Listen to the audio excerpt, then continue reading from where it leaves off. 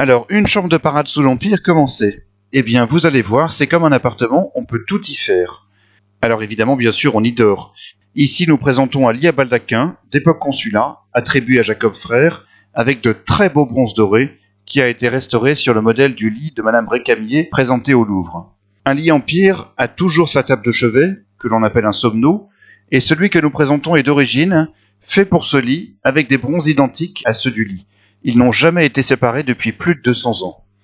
La chambre, c'est aussi un lieu de travail, avec un secrétaire. Le nôtre est d'époque consulat, avec des pieds-griffes et dans le Good Molitor, avec un beau plaquage de luxe d'acajou moucheté. Assorti au secrétaire, et par le même ébéniste, la commode, elle non plus, n'a jamais quitté la chambre. Regardez ces magnifiques bronzes dorés, et particulièrement les mufles de lion sur les poignets, attribués à Claude Gall. La chambre empire est aussi un lieu de toilette. Ici, un très beau miroir sur pied d'époque consulat, que l'on appelle un psyché, un lavabo, comme ceux qu'on trouve dans les appartements de l'empereur, c'est-à-dire un trépied en acajou avec un bassin et son bron en porcelaine. Et enfin, un siège d'aisance. Alors celui-ci est très amusant, il simule une pile de livres au titre évocateur de « Voyage aux Pays-Bas ». L'indispensable cheminée est garnie d'une belle pendule, ici un modèle de thomire, de flambeaux et de grands vases d'ornement en porcelaine.